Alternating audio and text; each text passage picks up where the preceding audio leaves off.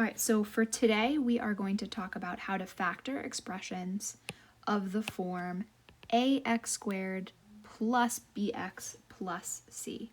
So they are expressions that have three terms, and those three terms have coefficients, and the coefficients are a, b, and c.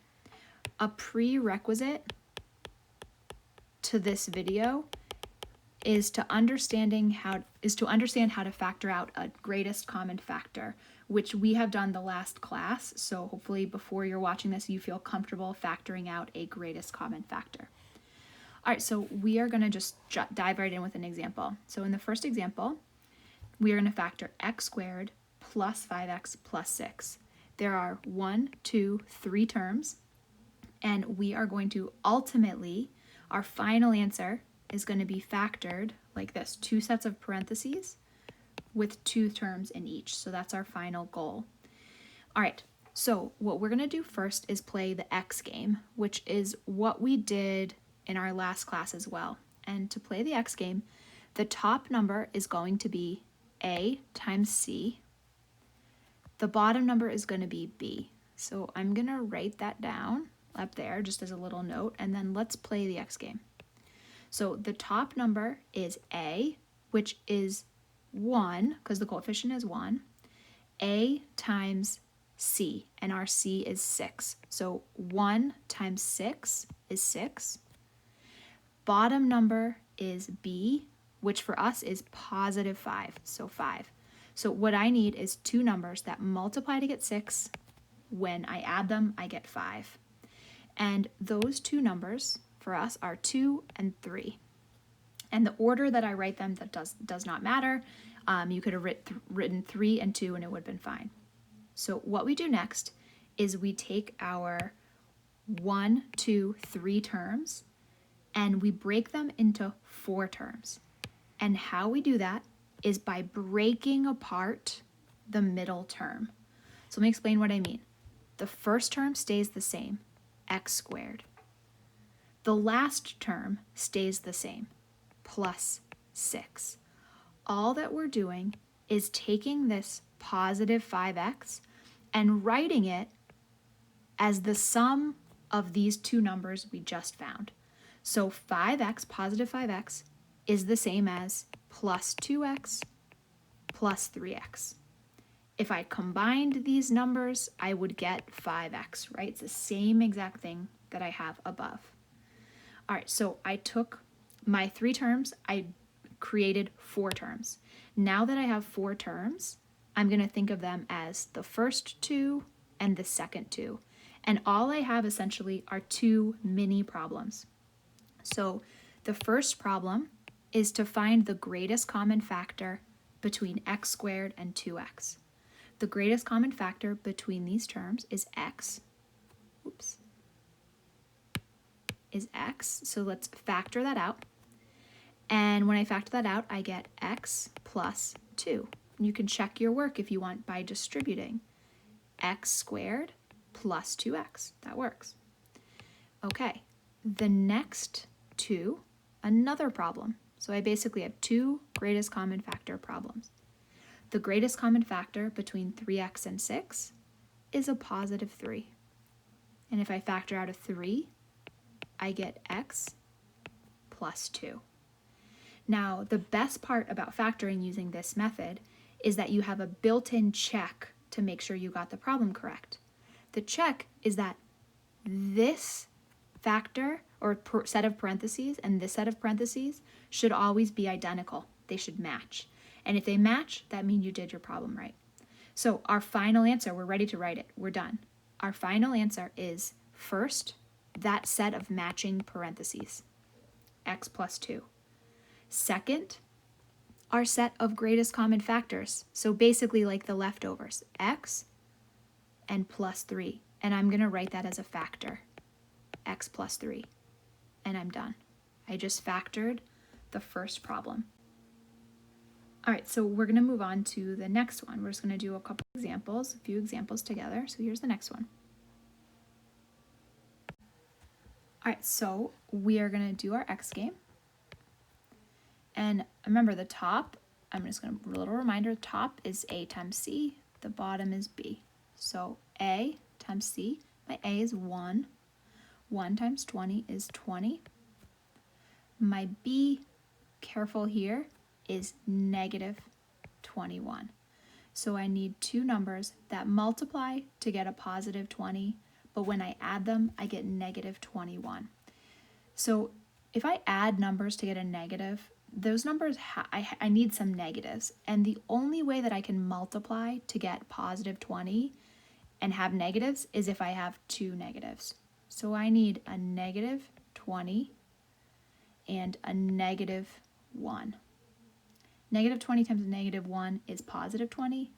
Negative 20 plus negative 1 is negative 21. All right, so now we're going to do the step where we take this middle number and we break it up into 2. And that's going to move us from having 3 terms to 4 terms. So first term, x squared. Second term, instead of writing negative 21x, I'm going to write negative 20x minus 1x. It's the same thing as negative 21x. I just broke it up into 2. And then last term, plus 20. Now we just find the greatest common factor. So greatest common factor of my first 2 terms is x.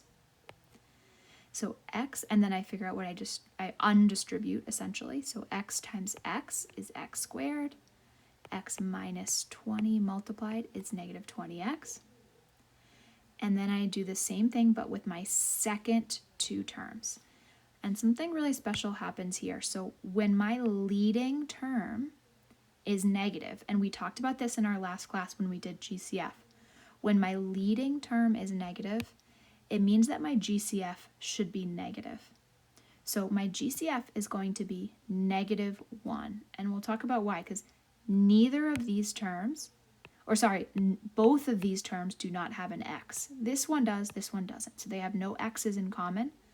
And the only factor that 1 and 20 have in common is 1. So we have negative 1 times x minus 20, because negative 1 times negative 20 is positive 20.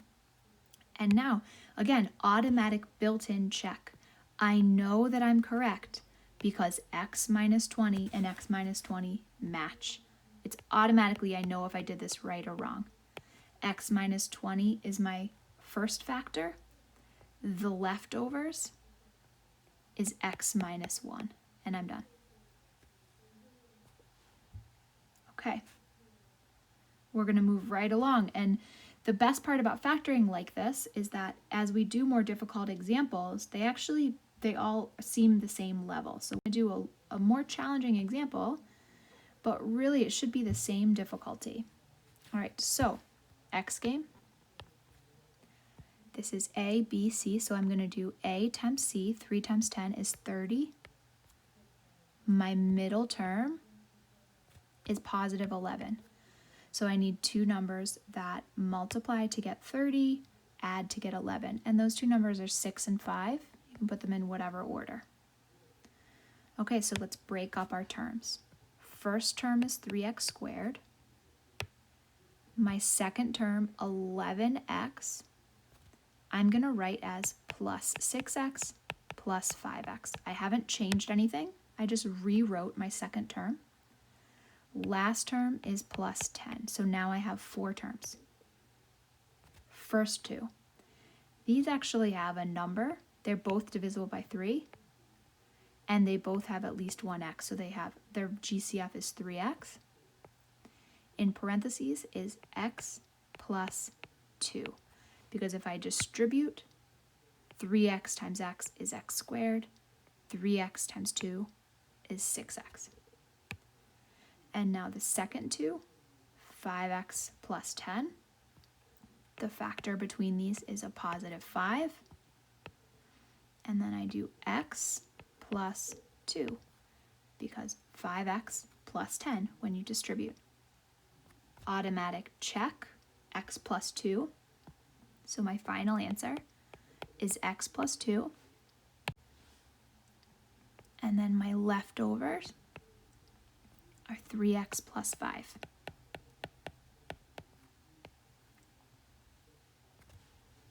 Okay, one more, and then I'm going to have you guys try a few on your own. Okay, so the last one we'll do together. The more you practice, the easier these will become. A times c, 5 times -4 is -20. Middle term is -8. Two numbers that multiply to get -20, add to get -8. And those two numbers are a +2 and a -10. And again, you could write them in any order. So I'm going to just put them in red to be consistent. So 2 and -10. Now I'm going to take my 4 terms and rewrite them. First term, middle term, I'm going to write as the sum of 2x minus 10x.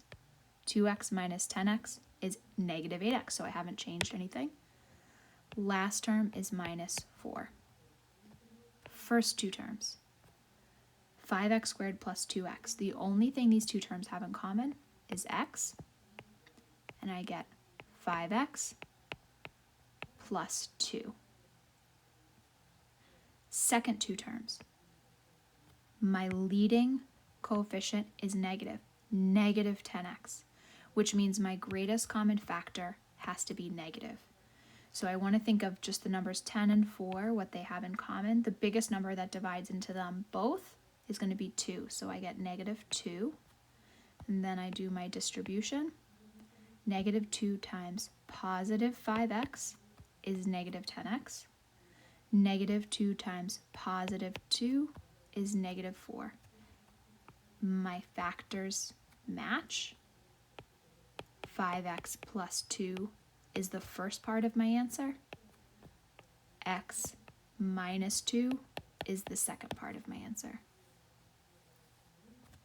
Okay, so for the last part of this video, I just want you guys to try a few examples on your own.